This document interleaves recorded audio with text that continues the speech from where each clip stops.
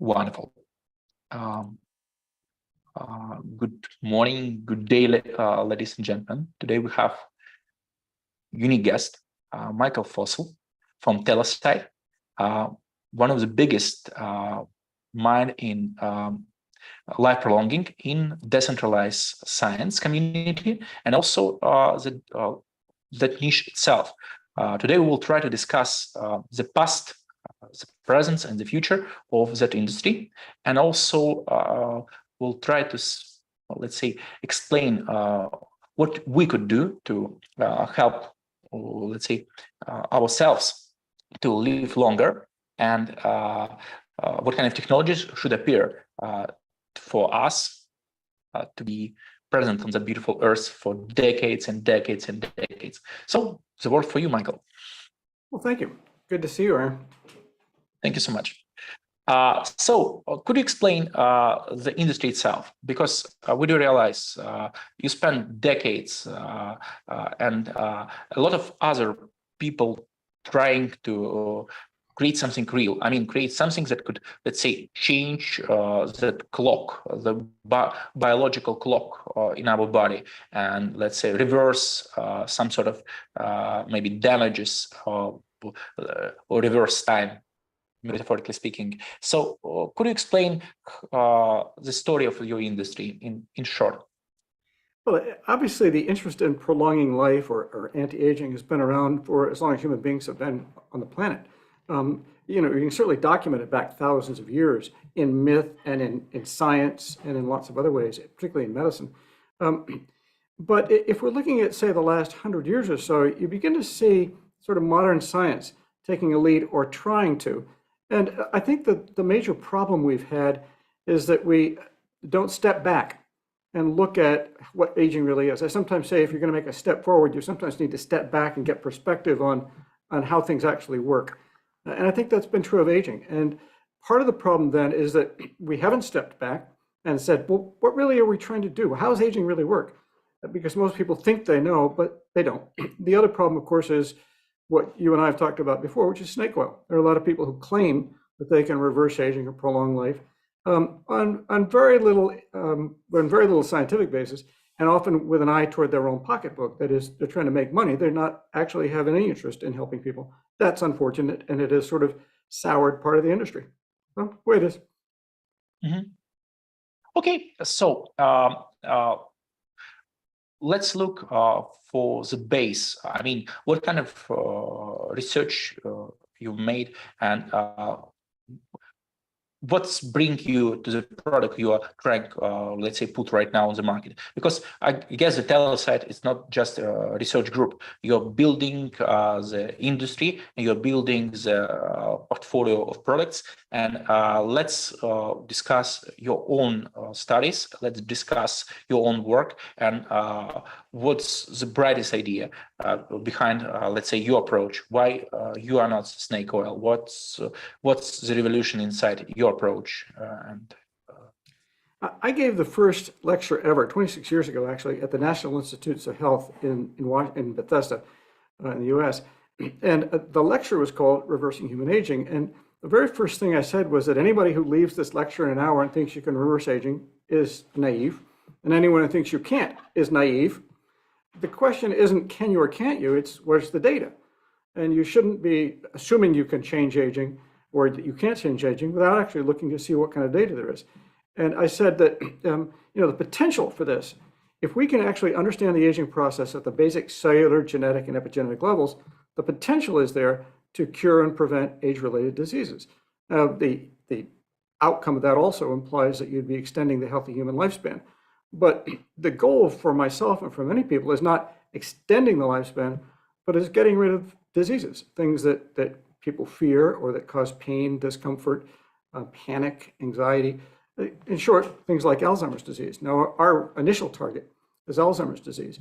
Now, to be able to cure and prevent Alzheimer's disease, from our perspective, demands that you actually understand the fundamentals of the aging process, which drives diseases like that. Our second target after that will be additional dementias, as well as cardiovascular disease and other age-related diseases. But I want to emphasize the only way to get traction on those diseases is not to treat the symptoms, beta amyloid and tau tangles and but actually to treat the underlying process itself. And from our perspective, that means understanding aging. Got it. What do you think about multiple sclerosis? Because it's also very dangerous disease, very close to Alzheimer. It's an interesting question. And there are a lot of diseases like that, ALS, amyotrophic lateral sclerosis, other diseases like that. And again, from our perspective, the question is, are you dealing with diseases of sort of the young? Now, there are a lot of diseases, for example, genetic diseases that occur in the very young. And then there are microbial diseases. But we're talking about diseases that are related to aging cells, changes in genes, gene expression. And from our perspective, Alzheimer's and cardiovascular disease are age-related diseases. So if we were going to talk about whether multiple sclerosis could be approached the same way, the question boils down to, is that an age-related disease or not?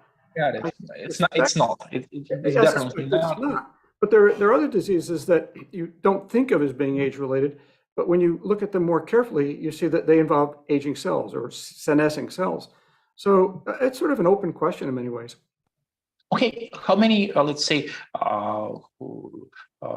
this from heart-related diseases actually could be cured by that type of therapy? I mean, not your therapy itself, but I mean, let's say that type of, let's say, biological clock resetting, let's say, instruments, because we have, I mean, millions and millions of deaths because of the heart-related disease right now. And again, it depends on whether it's related to aging and aging cells or not. I'll give you an example. From our perspective, most myocardial infarctions are related to aging of the vascular endothelial cells in your coronary arteries. Okay, and so we think we can cure and prevent most of those, but not all. I mean, in my professional medical career, I've taken care of a 25-year-old with a heart attack. Well, why did a 25-year-old have a heart attack? It probably wasn't related to cellular aging, but it probably was something else. Now, if that's true, I can't cure or prevent the 25-year-old heart attack, but I can help the 75-year-old heart attack because, again, the process, the dependence on cell aging is what we can deal with. So again, it depends. Most cardiovascular disease, strokes, heart attacks, aneurysm, peripheral vascular disease, congestive heart failure, cardiomyopathies, cardiohypertrophies, things like that, we probably can cure and prevent. But again, it depends whether it's related to aging or not. But I guess even just improving the state could be very important. Maybe you will not cure the disease, but you could significantly improve the quality of life, the expecting life, longevity, etc. So that's why maybe it will be just a beautiful addition to any type of therapy. Maybe it depends on. Okay, let's say that I'm going to have a heart attack next month. Okay, but right now I go in and I change the function, the cellular function of the cells involved, and I prevent that. That's one thing. Okay, but say that I had a heart attack 2 months ago, I may not be able to do anything about the damage that's already occurred because of that heart attack, death among them, but myocardial infarction, but prevent it, yes. So it depends on where you step into this. A better example might be Alzheimer's disease. Our suggestion is when it comes to Alzheimer's disease, we can actually reverse some of the cognitive decline. But how much? That really depends on the kind of damage involved. If what we're looking at is certain cells that aren't acting right and we make them act right, that part we can reverse. If we're looking at actual loss of neurons, that part we probably can't reverse. So it really depends on how bad the damage is. But yes, we probably can cure a lot of age-related diseases and prevent most of them as well. Okay, let's simplify. The modern world, very visual by its nature. And what about the skin condition? What about the look? Could you, let's say, improve the appearance, the quality of skin, the, let's say, sensation maybe? What's your approach towards that type of, let's say, problems? It's not a problems, but like opportunities with your health. That's certainly true. I mean, we're less concerned about wrinkles, for example, than we are about Alzheimer's and cardiovascular disease. And in between are things like osteoporosis and osteoarthritis and chronic renal failure and pulmonary aging and a number of other things. But yes, we could. If you're looking at the actual causes for wrinkles, what you find is that there are a number of things going on. One is that the cells themselves aren't acting young anymore, and that we can reverse. The other is if you look at between the cells, you look at the collagen and the elastin between the cells. In a young person, I mean, the collagen and elastin that I had at age 7 is not the same collagen and elastin I have now in 71. But what's interesting is not that it's not the same collagen or elastin, it's that the rate of turnover has gone down. Essentially, you're continually recycling your elastin and collagen, and the rate of recycling goes down as we get older. So you begin to get a higher percentage of damage and begin to see it as wrinkles on skin. Well, again, we can turn that back up again so that the recycling rate is up. You can't cure wrinkles by simply injecting collagen. That's sort of like, it doesn't deal with the basic problem, but you can cure it by increasing the recycling rate of those molecules. Okay, we expect, let's say, your technology to be on the market, like, let's say, maybe 24 months or something like that. I hope so. Let's say, you're a wishful thinker. You're an optimist. Thank you so much. What's the right time to let's say to use that therapy? Because I'm 35. Is it right time? What about let's say my father? He's like 60, 68. What's the right time? What's the right time to, let's say, to make that biological clock resetting, just in case we are ready to that type of procedures? Do you have, because it feels like it should is as early as possible, but we know all that 16 years old girls trying to improve their, I don't know, butts or whatever. But it's funny, but people will use it in strange and different ways. So what's the right time for that type of therapy from your perspective? Initially, it depends on us being able to show that it works and that it's safe. And until we do that, do you really want to take a chance? So for example, if you're trying to treat wrinkles, the answer is, let's wait and see. If you're trying to treat Alzheimer's, the answer is, I'll try anything.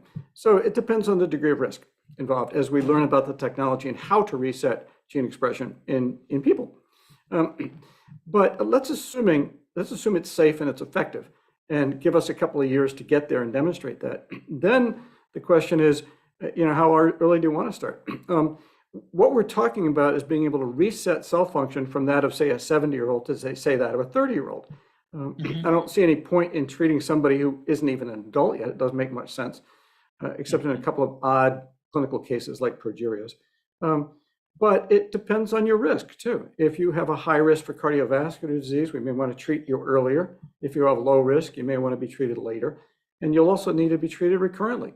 What we're doing essentially is resetting the cellular clock. And that cellular clock, once you reset it, will tick down again and needs to be reset again. So you probably need to be treated every couple of years or decade or so. And we'll just have to see how that plays out. Okay, what kind of studies should we read to deep dive in your technology? Because I'm sure you have a lot of publications, and you definitely know what's the easiest way to get that executive summary to understand something behind all of that statements, because some of the people just ready to deep dive and spend, let's say, 10 hours, 12 hours studying the therapy before they, let's say, make that leap of faith. What's the right time? What's the right? What studies are out there now that people would want to look at, or what studies are we going to be doing to get this to clinical markets?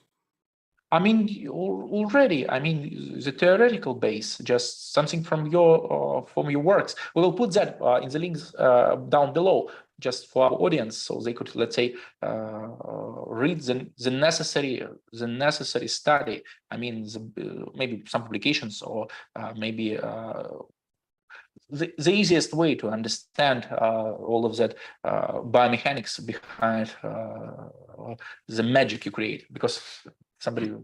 Well, if somebody were just looking for something they can read that's accessible to the general public, I'd recommend The Telomerase Revolution, which is a book I put out a few years ago. It's out in 10 global editions. In fact, Turkish is going to be added next year. So that's available. The Telomerase Revolution. Again, it's meant for the general public. It's not a scientific book.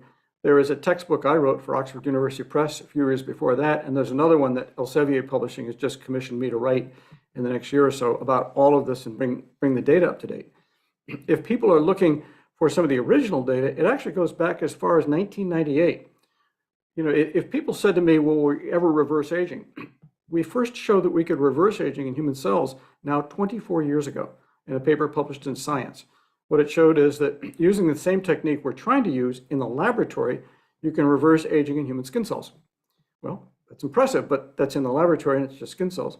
And 2 years later, that is 22 years ago, it was first demonstrated we could do this with skin cells as tissues. That is, you can grow young skin from old skin. So we know we can reverse aging in cells. We know we can do it with tissues, including bone tissue and cardiovascular tissue, in the laboratory. The question is, can we do it in organisms, in people, in animals, for example? And the first really useful demonstration of that now was done 10 years ago by Maria Blasco's group out of Spain. What she showed is using the same kind of techniques we plan to use, you can actually reset much of the aging process in mice. So the data is out there. Again, probably the easiest way to understand it is that book of mine, The Telomerase Revolution, but it's certainly not the only source of that information. I hope Oxford Press also will be very important, because I hope some of, let's say, our viewers also could be the investors, and they could, let's say, support the revolution and support because it's actually this movement. Now we could control the biological clock, except we could hope for that with your help. So I hope somebody will study what you just mentioned and make sure think about invest in your project, because it's very important. And yes, so we know we have different approaches towards AgeTech and expanding the lifespan, but I hope that we need to put different bets, and I hope you are one of the biggest in that industry right now.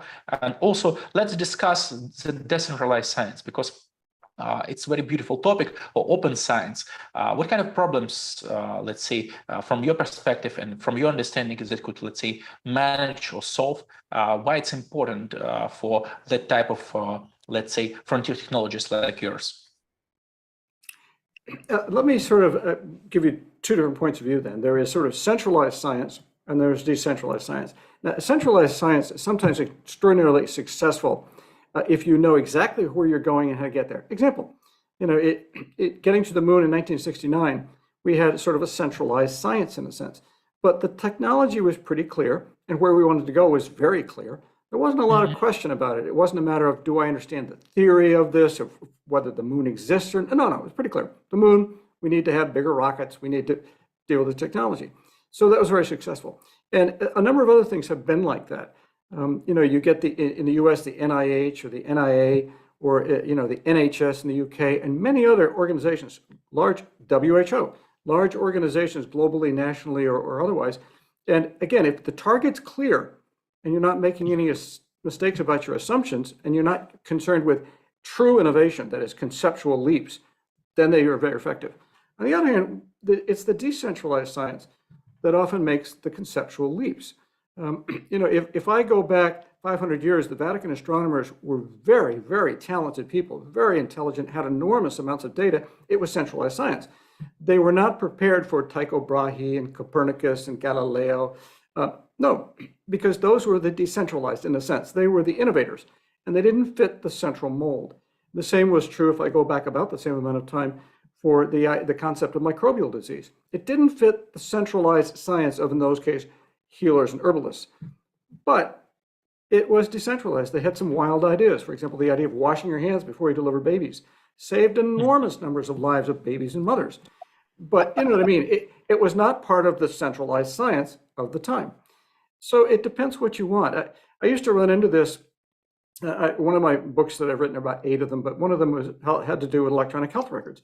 And one of the things we sometimes emphasize in hospital medicine is the idea of everyone doing things the same way, so you don't mess up. Okay, if you're gonna take your appendix out, do it right. The problem is that's a great idea in many ways. You avoid a lot of errors, but on the other hand, you may not make room for innovative science. So, for example, the idea of robotic surgery is outside the initial paradigm here. So what do you do with innovation? There are cases throughout medical history of people who had innovative ideas that were crazy as heck, didn't work. But there are also ideas that did work. And again, they didn't fit the centralized science. So it depends what you're looking for.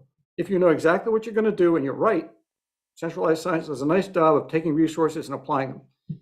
If you're trying to look at things a little more carefully and examine your assumptions and see if you're wrong, then you need the decentralized person who steps in and says, wait a minute, I think we're wrong here. I think there's something else going on. You know, as I say, the Vatican scientists were right, because everyone knows that the sun goes around the earth. You see it come up in the morning, you see it go down in the evening, and we're not moving. Well, yes, we are. And the earth goes around the sun. But that was a decentralized idea in many ways. Okay, but and the same is true of aging. The problem here, again, is the centralized science starts with the assumption that you can't actually reverse aging and that we already understand it. Neither of those are true. We don't truly understand aging. And part of the problem, again, is things that people think they know. I mean, you and I tend to think everything ages. You and I age, the people we know, our families, people we are, you know, and our dogs. Common sense, the stupidity of common sense. Yes, I know, the blindness of common sense. Yes. Of course, common sense is right, but sometimes it just goes off and is blind.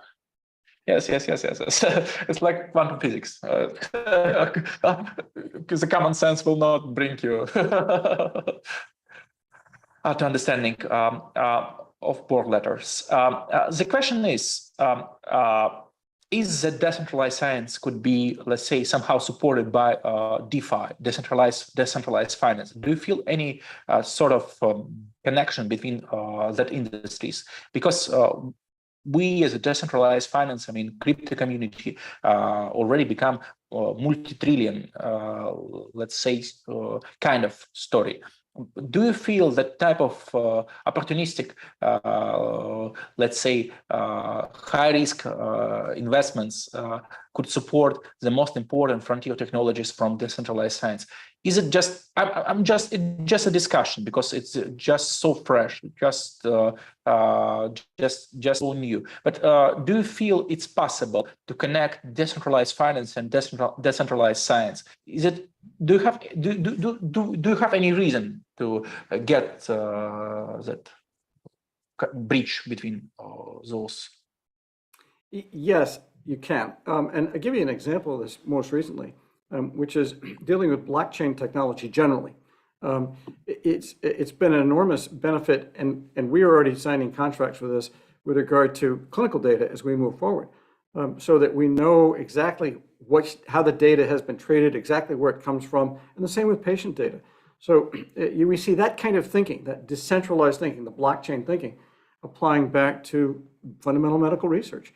And again, I don't mean to stress the idea of just the blockchain, but it's that thinking, that decentralized thinking, and it has benefits to us. Yes, we have a certain level of independence. We are actually fighting for that independence, and that independence could bring, because you do realize the billions are standing against you, because the industry itself don't need actual life prolonging, because it will cut down the multi-billions income streams for others, big corporations, and decades of their investments of different other, let's say, drugs, etc. So you do realize that you are somehow, let's say, against the big guys. Do you feel that way, or it's just my blind understanding of the industry? I think you're partly right, but on the other hand, I think most of the people in big industry, again, they've got this fixed idea about how age-related disease works, and so they don't take seriously some of the fundamental science that suggests there's more to it than they realize. I mean, aging is actually a lot more complicated than just things wear out, a lot more complicated. But the centralized science and the centralized big pharma globally tend to assume it just things wear out, and so you're treating essentially symptoms and signs rather than treating a fundamental disease process, because in their minds, you can't treat aging. In our minds, once you understand it, yes, you can actually. So I think that I'm not worried about it in some sense because they don't see the risk yet. On the other hand, it is true that a lot of those things have been put out of business. But I think that's a great idea. You know, if I go back to about 1950, a lot of the expense in many countries to do with the polio epidemic had to do with expensive treatments, iron lungs, rehabilitation, braces, nursing care, pulmonary nursing care, lots of things that were very expensive. In fact, there were estimates in about 1952 that a number of developed nations would be, quote, medically bankrupt by the year 2000 because of the cost of treating polio victims. Now, in the year 2000, the WHO estimates were that treating polio was less than 10 cents per head. Okay, so much for expensive. And it undercut that entire industry of iron lungs and rehabilitation and braces, undercut it completely because of the advent of the Salk vaccine, followed by the Sabin vaccine, and so on. And I think that's kind of where we are now. We're panicked about the cost of these things. People are making money on the iron lungs, as it were, and we're about to subvert the entire process by showing we can prevent and cure age-related diseases at probably something in the order of 5% of the cost of simply keeping somebody alive the last year of their life. Yes, it's very complicated topic because in decentralized finance, we actually cut down the intermediaries, and that's how we'll, let's say, improve the financial structure and creating the new vehicles way more efficient. So I'm not sure it's possible in your niche, but still, it just the way we as a decentralized finance working in that world. That's the story. We are improving the efficiency of capital. That's the logic behind the decentralized finance itself. So let's be playful.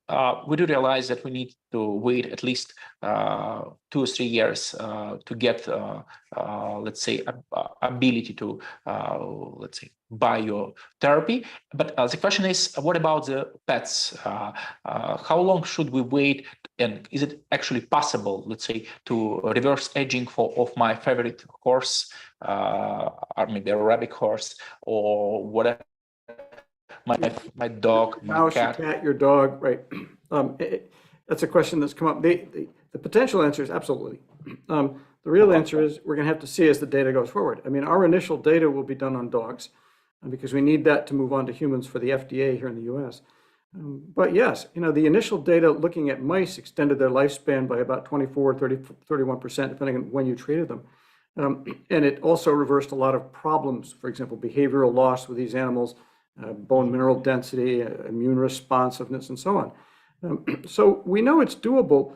Sort of the question right now is how good are we at this? And the answer is we're just getting going. The analogy I sometimes use is, you know, in 1903, the Wright brothers proved that powered flight was possible for about 12 seconds. And they did it, they proved it. On the other hand, that was not an Airbus 380 that was capable of carrying hundreds of people across the Atlantic Ocean in a few hours at 35,000 feet. That's kind of where we are with regard to this age reversing technology. We know it's doable. The question is, how doable is it? How effective is it? How safe is it? How much does it cost? And we're getting better and better at it, but we'll have to see what happens. But yes, as far as animals go, yes, absolutely. Because let's be honest, I love my dog, but let's say it's 9 years old dog, 9 years old Chihuahua. I could risk. Actually, I love that dog, but I could risk. I'm ready to risk. Just getting the general understanding that it's, let's say, somehow improve the quality of life of my dog, and somehow, let's say, give any additional chance for that dog to live longer. I'm ready to bet. I'm not ready to play with the life of my father, but I'm actually somehow, yes, it's kind of level of tolerance. I mean, it's still painful. It's still leap of faith, but it's easier just to and somehow it's very important. I'm just willing to, let's say, give that opportunity to my lovely animal. So what do you think about that? What kind of risk should the first, let's say, the first of your clients to take, and when it will be possible? Because do you need really FDA approval for that type of, let's say, procedures, that type of therapy for in pets industry? Well, that's exactly the reason that we've chosen Alzheimer's as our first strategic target, because there've been, according to clinicaltrials.gov, which is a global really registration for clinical trials, there've been more than 2,200 interventional trials for Alzheimer's alone, and by global consensus in the field, they have all failed. That includes anakinumab, Biogen's, and solanezumab, and a lot of others. So the point is that if you've got Alzheimer's, there is essentially no treatment for it. By global consensus, whatever that's worth. The second is that it's a fatal disease. It's not a matter of, well, maybe you'll live through this, maybe it'll go away. No, it's a downhill course. The question is, are you dealing with 2 years or 8 years or 10 years? But it's a downhill course. So that is not true, for example, of osteoporosis. Osteoporosis tends to go downhill, but there are other treatments, not all that effective, and it doesn't directly kill you. You might live with osteoporosis for 20 years, whereas Alzheimer's is a good target for us because there's no other treatment and it's fatal. So what we find is that people are eager to volunteer for our human trials once we can get them up and running. But again, it's a matter of relative risk. If I did this for wrinkles and I said I've got an experimental gene therapy treatment, your response should be, wait a while, let me see how this works out. With Alzheimer's, it's quite a different kettle of fish. Yes, it's another stake, just another stake. Suppose the people don't have actually real therapy. The risk-benefit ratio is better. Yes. So what's the best way to connect with you? What's the best way to follow all of the news of Telesite and let's say somehow to stay in touch virtually with you and be ready when you will be on the market? So what's your, let's say, Twitter account?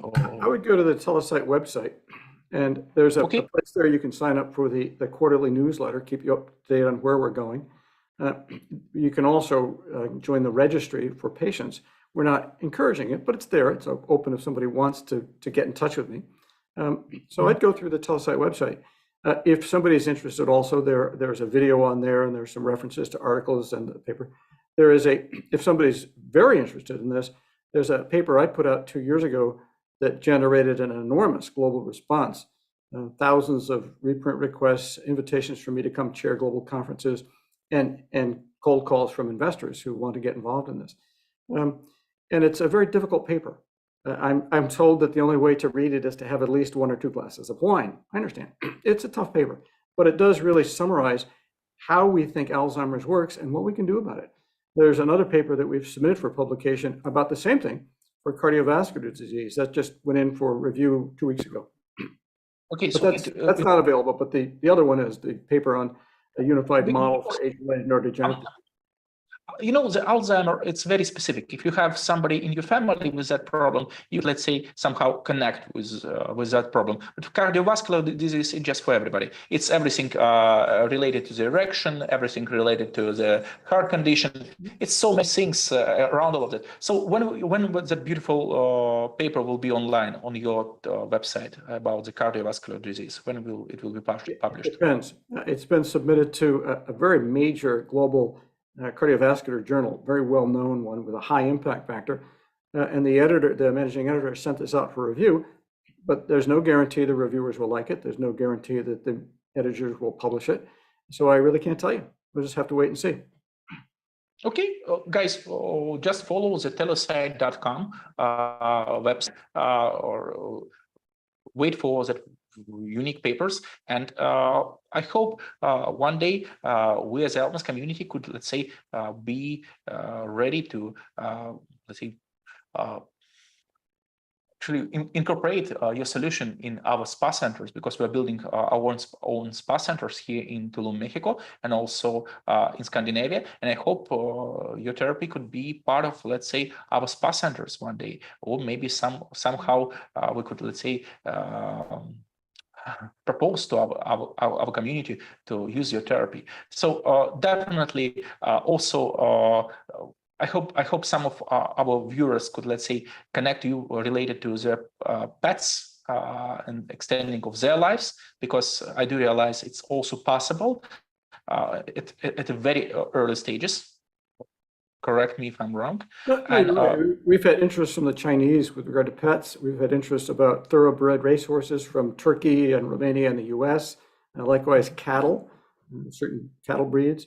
But yeah, domestic animals, pets, are a big deal in a lot of countries, and we've had discussions already about it. yes, it's easier. It's way easier. It's not so sensitive as a people and all the everything what could go wrong with all of that. With so how many years of trials actually we need to have before we will get that on the market approved by FDA. But still, the horses, the dogs, I'm ready to take risk. I'm actually, I know the price. I will not disclose the price. Potential price of your therapy. It was. Well, I'll give you some idea of that potential price anyway. Let me put it in perspective. Right now in the US and a number of other nations, the cost of treating the last year of life of Alzheimer's disease exceeds $100,000. And that doesn't account for some other costs too, to the individuals involved. But $100,000 is fairly typical for the last year of life in a nursing home where you're unable to care for yourself and you're not getting better. Our best sort of back of the napkin calculations are that we'll be able to actually treat and prevent Alzheimer's disease for something on the order of $5,000 a treatment. Yes, just revolution. Because guys, if somebody is ready to invest, just have a couple million of dollars and be part of the next round with Telesite. It's just beautiful product to support.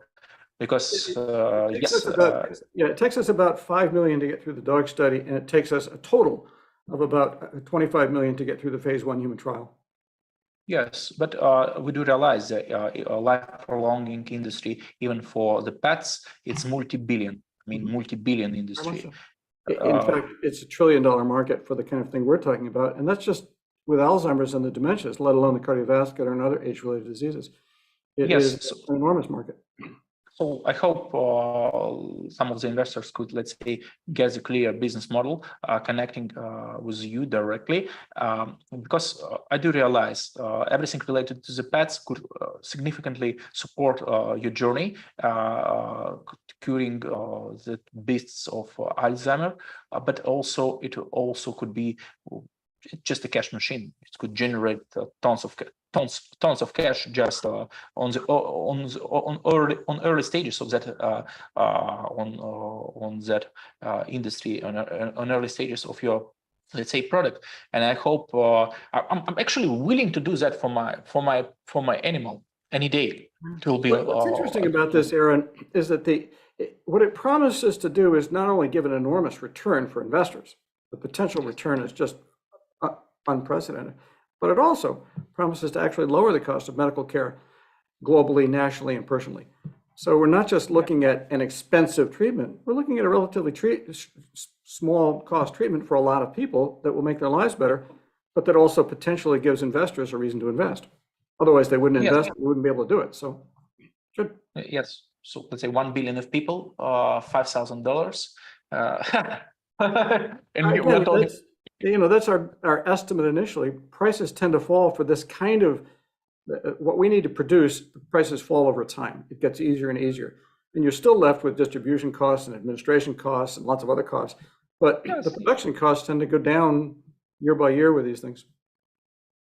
Okay, I will be clear. I'm not ready to support, let's say, actually recommend currently any type of treatments for the human, but I'm definitely, let's say, willing to somehow inspire you to take a risk and help some of your to help your pets one day. It's just so important. It could, let's say, change something in your life, in the life of your pets, but also it will do a lot of things towards bringing that project forward, helping them to, let's say, make enough studies and get a lot of traction and a lot of respect. Because knowing that my dog live extra 5 years because of your therapy will be just it's mind blowing, and I will share that information with everybody. And I guess everybody. So let's be honest.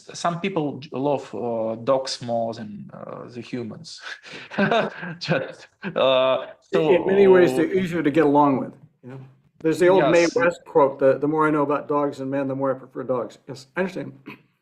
yeah. So it feels like that we could, let's say, start with the pets, and then getting enough data, move to our own life, and the biggest beasts like Alzheimer and cardiovascular diseases. Thank you so much. Thank you, Michael. Thank you for this unique appearance on Elmas Land channel. I have seen like 14,000 or 19,000 viewers online during our stream. So a lot of people that information right now, and I hope you could follow the telesite.com website and get yourself ready for the future. Well, we'll see what happens. I think we can do it. We'll just have to see what happens. Thank you so much. Thank you for being with us. My pleasure. Thank you, Aaron. Thank you.